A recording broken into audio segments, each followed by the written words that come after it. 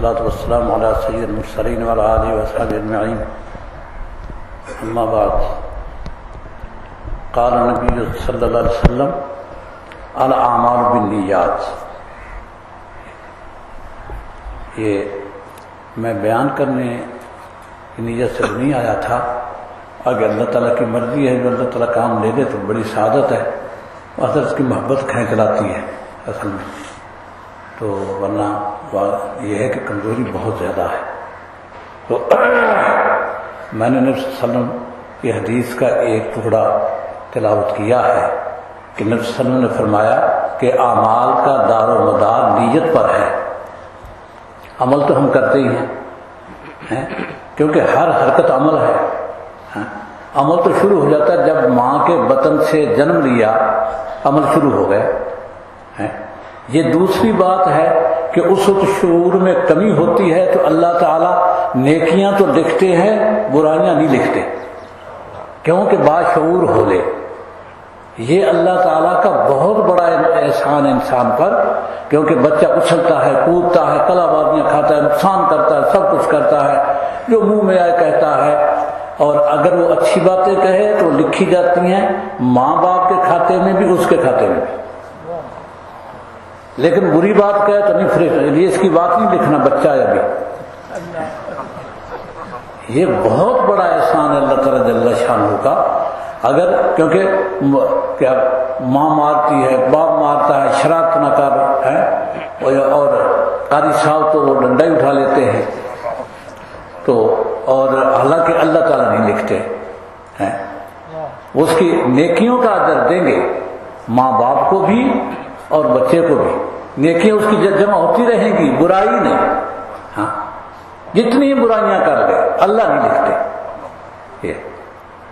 یہ انسان پر بہت بڑا احسان ہے. جب بالغ ہو گیا تو پھر معاملہ عمل جو ہے نا وہ نیت کے تابع ہو جاتا ہے.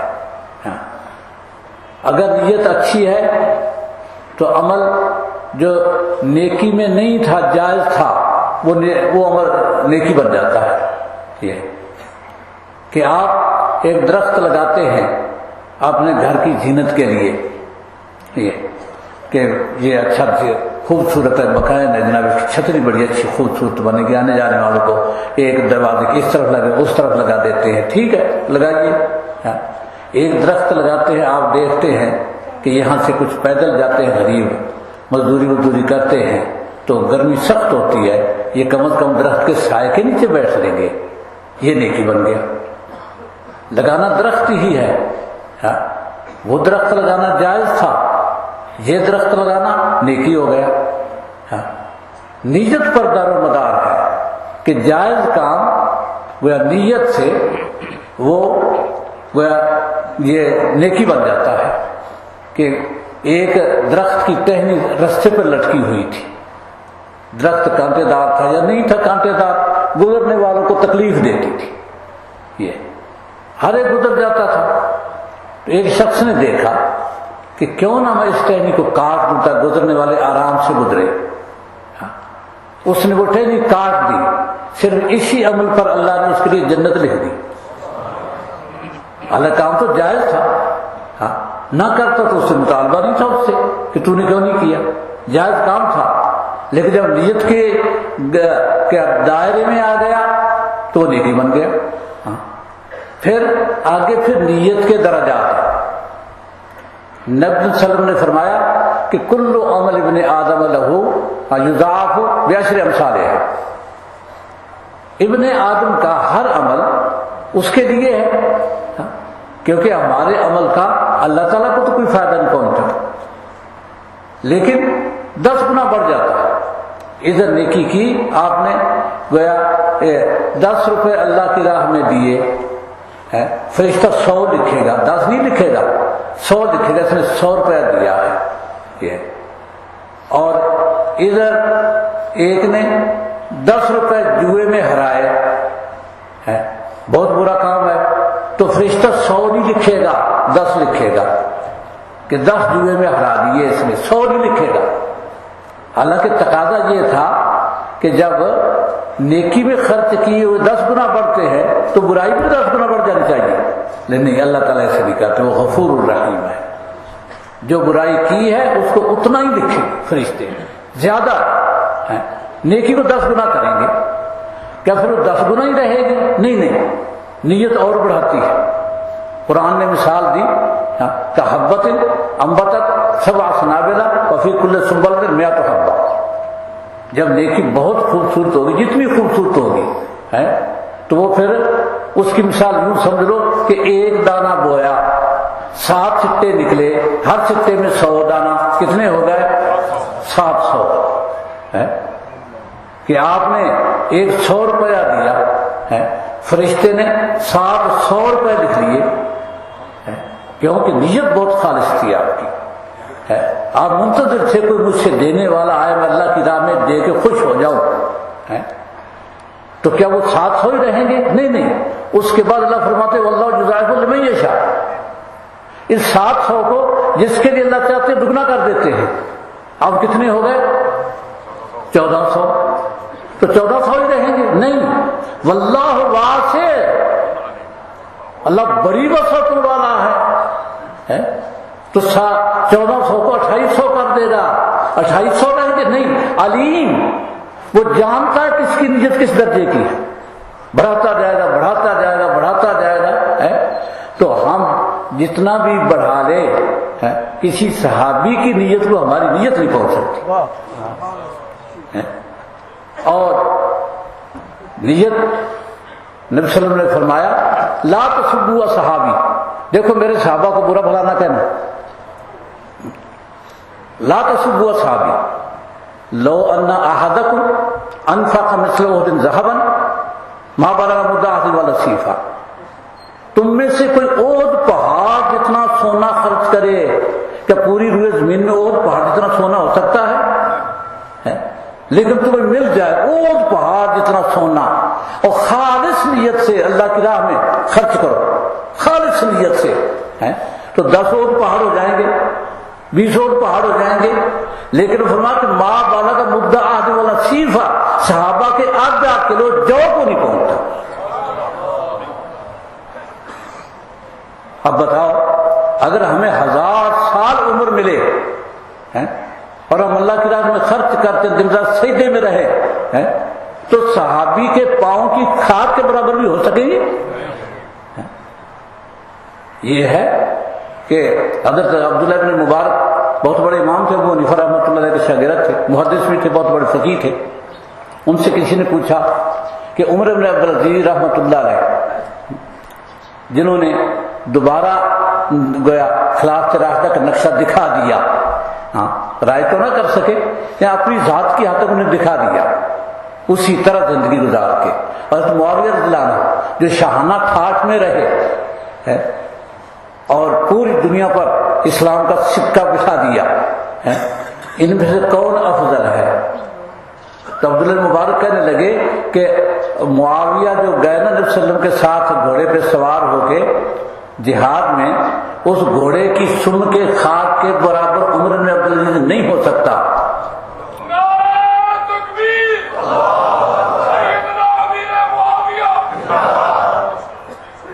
اور حضرت معافہ بن عمران ایک تابعی تھے اور سفیان ثوری کے شاگرد تھے، وہ بھی پوچھ بیٹھے یہی بات. ان سے کوئی پوچھ بیٹھا معافہ بن عمران سے کہ حضرت معاویہ افضل ہے یا حضرت عمر بن عبدالعزیز؟ وہ سخت غضبناک ہو گئے ہیں، تو تم نے صحابی کا ذکر تابعی کے ساتھ کر دیا ہے، ایک تابعی اور صحابی.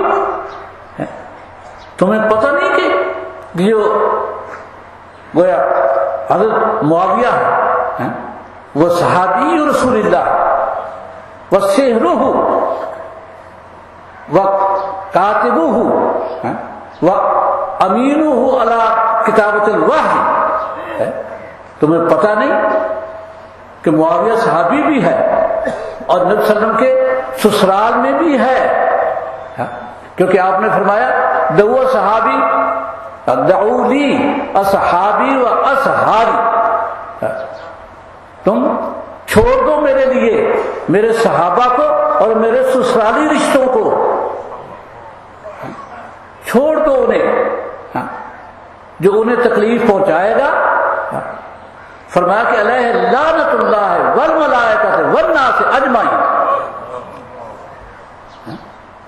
اس پر اللہ کی لعنت ہے، فرشتوں کی لعنت، تمام لوگوں کی لعنت ہے.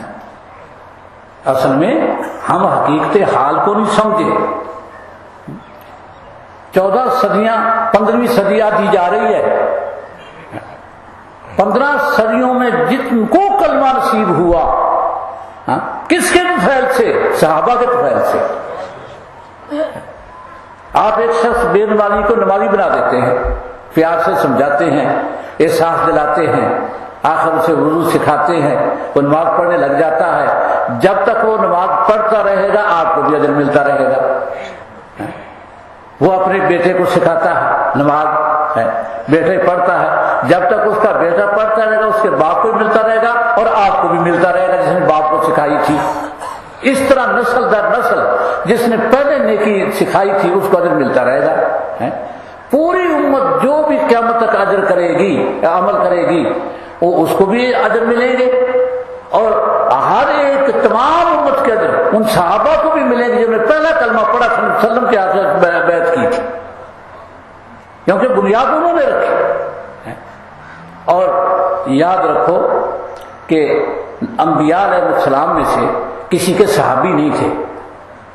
صحابہ نہیں، کسی نبی کے صحابی نہیں تھے، کیونکہ حضرت موسیٰ علیہ السلام کو تو وہی صحابی تھے نا کہ موسیٰ علیہ السلام نے کہا کہ ان اللہ یامرکم ان تذبحوا بقرہ، اللہ حکم دیتا ہے کہ گائے ذبح کرو. تو جواب کیا ملتا ہے؟ اتتخذون ہزوا، موسیٰ ہمارا مذاق اڑاتا ہے تو لو. وہ اللہ کا حکم سنا رہے ہیں اور ان کے صحابہ کیا کہتے ہیں کہ تو اللہ کا اللہ تو ہمارا مذاق اڑاتا ہے، ہم سے مذاق کرتا ہے تو. اور تو موسیٰ نے کہا کیا اعوذ باللہ ان اکون من الجاہلین، یہ مذاکرہ جاہلوں کا کام ہوتا ہے. میں اللہ کی پناہ لیتا ہوں کہ اللہ مجھے جاہل بنائے. پھر سوال پہ سوال ہو گئے. اللہ تعالیٰ آخر میں فرماتے ہیں کہ فَذَابَ هُوَ مَا كَادُوا يَفْعَلُونَ، کہ کر تو دی گائے تھے بات، لگتے نہیں تھے کہ کریں گے. یہ ہے. اب یہ موسیٰ علیہ السلام کے صحابی ہیں. حضرت موسیٰ علیہ السلام کہتے ہیں کہ یا قوم یا ادخلوا الارض المقدسۃ التي كتب اللہ لكم، اے میری قوم ارض مقدس میں شامل ہو کہ داخل ہو جاؤ. ارض مقدس ملک شام، یہ ارض مقدس کہلاتی ہے. ارض مقدس میں داخل ہو جاؤ، اللہ نے تمہارے نام الاٹ کر دی. ملک شام جیسا خطہ پوری روئے زمین میں ملک شام کا کوئی بدل نہیں ہے. آب و ہوا میں، زرخیزی میں، ہر لحاظ سے ملک شام ہے. اور پھر نیکی اور تقوی میں سب سے زیادہ ملک شام میں. حرمین تو حرمین وہ تو الگ بات ہے، لیکن عام دوسرے معاملات میں کہ ملک شام سے کوئی خطہ بہتر نہیں ہے. یہ وہاں پڑے تھے سارا سینا میں، وہاں کبھی مسلسل پانی مانگتے تھے، کبھی کھانا مانگتے تھے. جب محمد صلی اللہ اترنے لگا تو کہنے لگے لا نصبر علی طعام واحد، ہم ایک کھانے پر تو نہیں صبر کر سکتے. تو دعا کر اللہ تعالیٰ یہ دالیں، پیاز، یہ سبزیاں یہ نکالے اللہ تعالیٰ ہمارے لیے. تو مسلم نے کہا کسی مصر میں جاؤ، شہر میں جاؤ. جو شہر کی بات کرتے ہیں تو کہنے لگے کہ موسیٰ ان فیہا قوما جبارین، بڑے زبردست لوگ بستے ہیں اور ہم تو نہیں جا سکتے.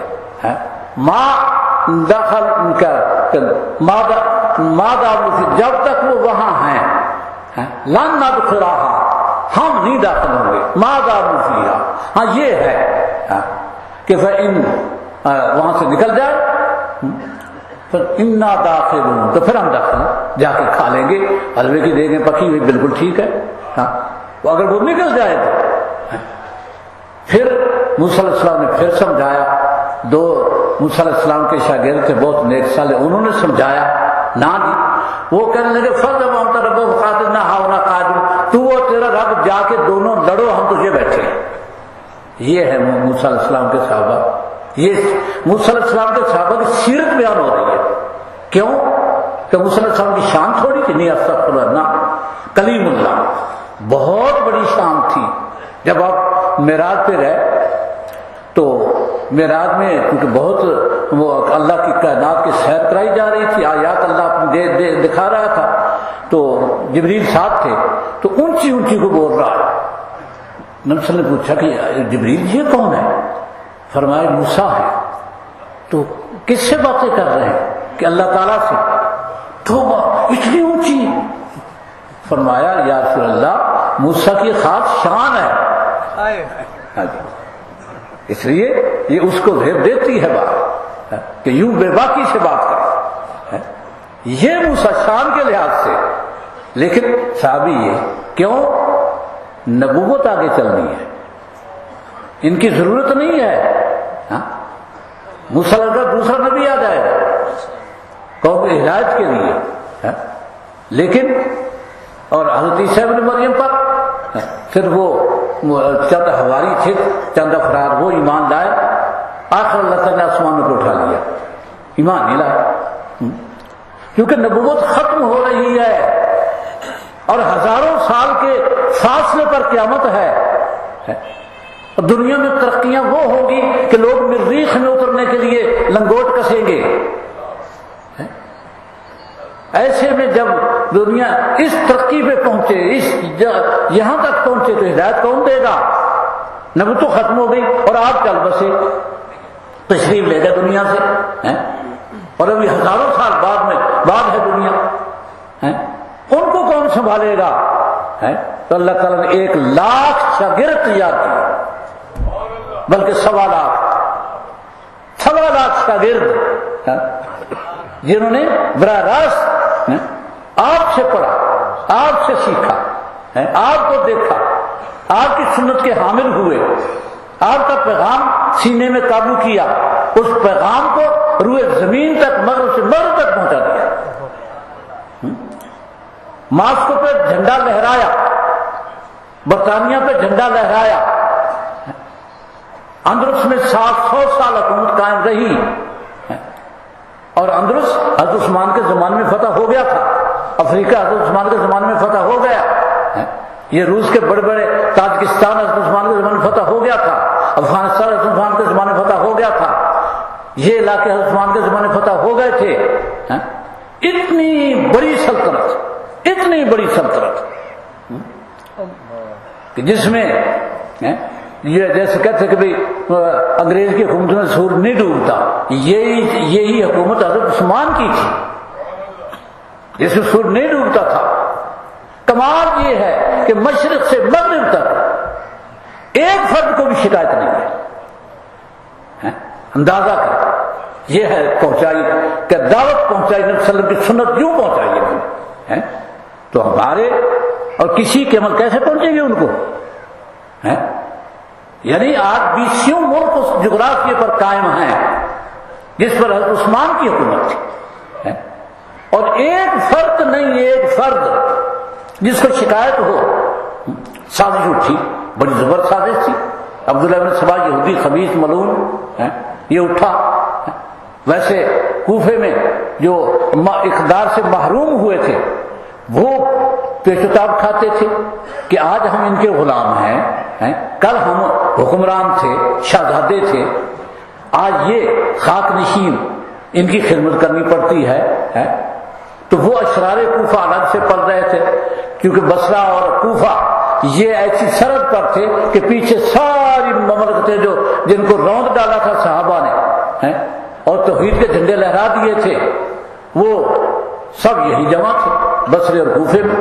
عبداللہ بن سبا تو اس کی لیڈری تو نہیں یہاں چل سکتی تھی، لیکن تھا انہی کے مشرب کا مسلک کا، اس لیے اس نے مصر میں ڈیرا جمایا، اور نہیں مل سکی اسے کوئی بات بھی، آخر مجبور ہوا اس بات پر کہ اپنے پاس سے لکھے برائی، خط اپنے پاس سے لکھا جاتا ہے، نام ہے اوپر حضرت علی کا، حضرت طلحہ کا، حضرت زبیر کا، ام المومنین کا، اور لکھا جاتا ہے کہ ہمارے نام آ گیا، بھائی بھاون نگر میں آ گیا کہ یہاں کا عامل ہم پر بہت ظلم کر رہا ہے، یہ مدینے والے نہ، یہ باہر والے لکھ رہے ہیں ان کو، حضرت علی کے نام خط آ رہا ہے، حضرت طلحہ کے نام آ رہا ہے، زبیر کے نام آ رہا ہے، اور حضرت عبدالرحمن عوف کے نام آ رہا ہے، ان کے نام خطوط آ رہے ہیں کہ یہاں ہمارا عامل بڑا ظلم کر رہا ہے، خدا کے لیے اسے جان چھڑاؤ ہماری، اور امیر المومنین سے کہو، ہماری تو امیر المومنین مانتے نہیں سنتے نہیں ہیں، ان سے کہو کہ اس عامر کو بدل دے۔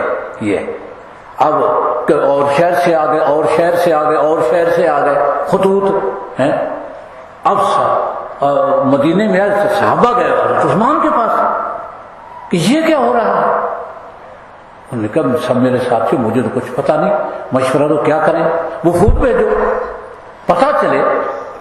ظلم ہمارے زندگی میں جب گئے وہاں تو ہر شخص نمازی تھا، ساری امت نمازی تھی، مسجد میں پانچوں نمازوں میں مجمع ہوتا تھا بہت بڑا، وہاں جا کے کھڑے ہو کے بھئی ہم مدینے سے آئے ہیں، لوگ نا جی سنا ہے امیر المومنین بڑا ظلم کر رہے ہیں مدینے میں، ہم تو بڑے آرام میں، وہاں سنا بڑا ظلم ہو رہا ہے۔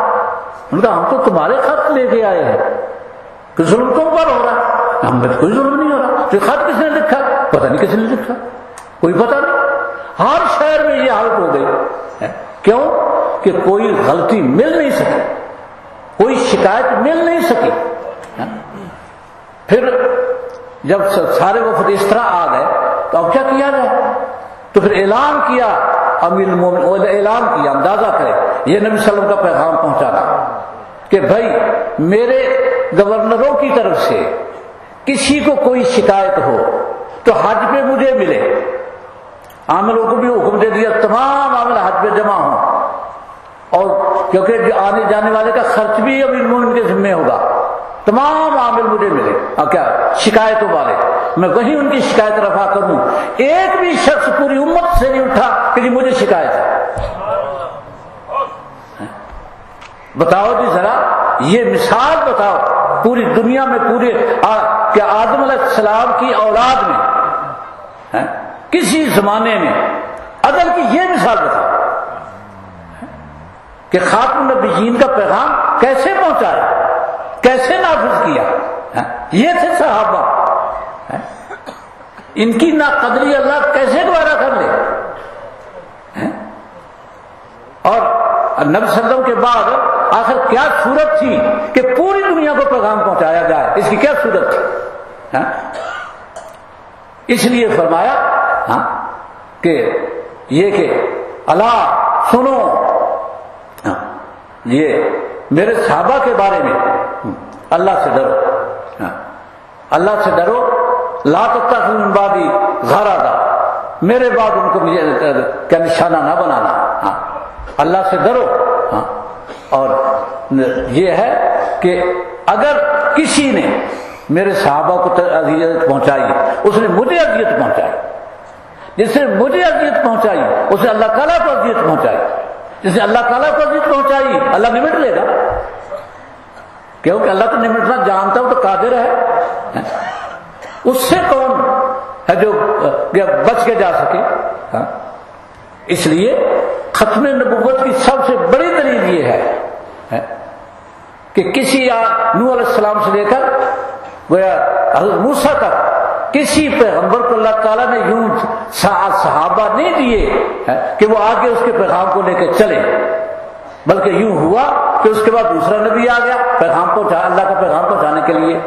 جب وہ دنیا سے رخصت ہوا تو اور آ گیا کہ بھئی 1.25 لاکھ انبیاء علیہ السلام دنیا میں تشریف لائے، کیونکہ ہر قوم جو 1.25 لاکھ قومیں ہوئی، صرف آپ واحد ہستی تھے کہ جو قوم کے لیے نہیں، ہر دن یا قوم، اے میری قوم، آپ نے کہا یا ایھا الناس انی علیکم رسولا جمیعا، میں تم سب کی طرف بھیجا گیا۔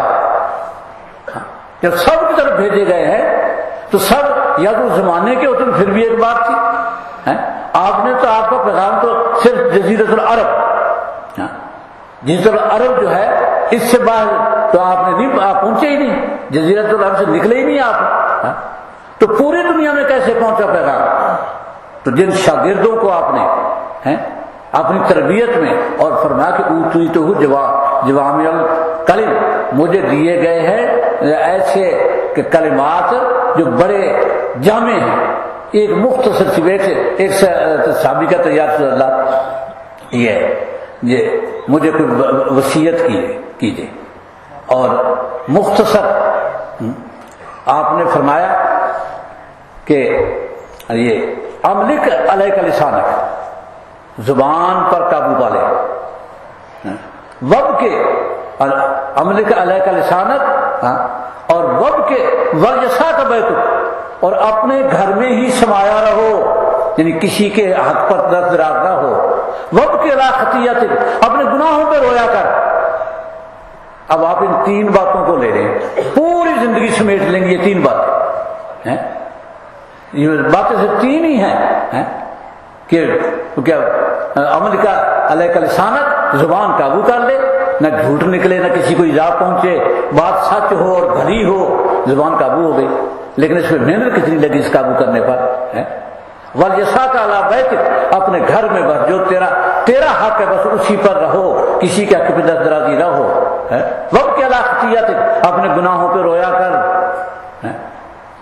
اور فرمایا ایسے مختصر ان صحابہ، کیونکہ وہ لمبے چوڑے پڑھے لکھے تو تھے نہیں، جو بات وہ یاد رہ جائے، تو اب فرمایا کہ لا یؤمن احدکم حتی یحب لأخیہ ما یحب لنفسہ، پوری زندگی سمیٹ دی ایک لفظ میں، تم میں کوئی مومن بن نہیں سکتا جب تک اپنے اندر وہ صفت نہ پیدا کرے کہ اپنے بھائی کے لیے بھی اسے وہ پسند ہو جو اپنی ذات کے لیے پسند ہے۔ اس پہ غور کر لو، سوچتے رہو، بھائی ہر مسلمان آپ کا بھائی ہے، ہر مسلمان آپ کا بھائی ہے یہ، اور اس پہ سوچ لو کہ جو آپ کی اپنی ذات کے لیے پسند ہے وہی اپنے بھائی کے لیے پسند ہے۔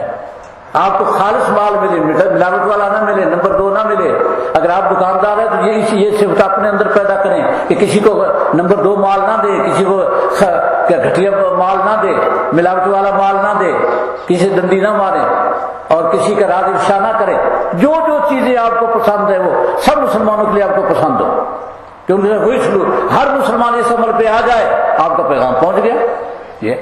یہ تو صرف 2 مثالیں دی ہیں آپ کو، ورنہ تو بہت مثالیں ہیں اس کی، اور یہ کہ وَلْيَحْجُزْ کا مَا يَعْلُمُ مِن نَفْسِكَ، جو تو اپنی ذات کے بارے میں جانتا ہے اس بارے میں لوگوں سے رک جا، یعنی اپنی ذات میں مجھ سے کمزوریاں ہوتی ہیں، میں کسی کو ڈانٹ بھی لیتا ہوں، گالی بھی دے لیتا ہوں، سب کچھ ہے، ایسے جب تو اپنی ذات کے بارے میں سمجھتا ہے کہ مجھے کو گالی نہ دے، مجھے کو نہ ڈانٹے کیونکہ خامیاں بھی ہیں مجھ میں، تو لوگوں کو برا بھلا نہ کہے، پہلے وہ اپنی خامیاں درست کر، لوگوں کو برا بھلا کہنے سے بجائے۔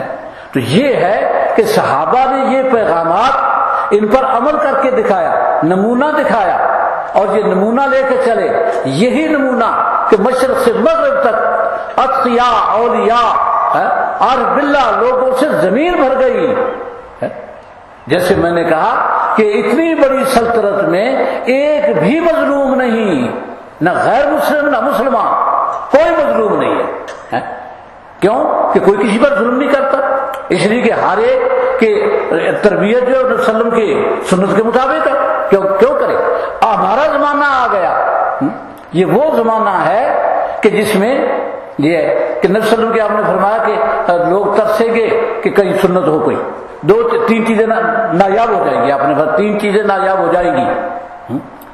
ایک تو گویا اخن وفی، وفادار بھائی نہیں ملے گا، وفادار ساتھی دوست خیانت کرے گا، اور درہم الحلال، حلال درہم نہیں، سب سود سے نکل کے آتا ہے، پہلے اس کو سود کی پان چڑھائی جاتی ہے پھر آگے دیا جاتا ہے، اور سنت یؤمر بہ، سنت عمل کرنے کے لیے، کیونکہ بدعات کا رواج ہو جائے گا، بدعات بڑے شوق سے کی جائے گی، اور سنت اس کا نظر انداز کر دیا جائے گا، اس کی نہیں پرواہ، کیا وہ تیسرے کل خانی، یہ وہ کل خانی جو ہے نا، کیونکہ کھانا پینا جو ہے وہ کل خانی بہت ضرور کی جائے گی، وہ نہیں نہ ہو سکے، نہ کرنے والے کو الزام دیے جائیں گے کیونکہ بدعت ہے۔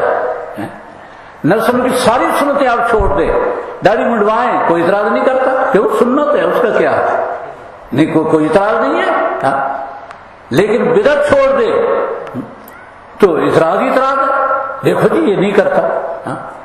اور نماز جنازے میں جو دعا ہے نبی صلی اللہ علیہ وسلم کی سکھائی ہوئی، اس کی پرواہ نہیں ہے، بعد والی دعا وہ ضرور مانگنی ہے، کیونکہ شیطان اکساتا ہے ہے۔ نبی صلی اللہ علیہ وسلم نے فرمایا کہ جب ایک بدعت رائج ہوتی ہے تو اللہ اس کی جگہ سنت اٹھا لیتے ہیں، کیونکہ سنت میں برکات ہیں اور بدعات میں نحوستیں ہیں۔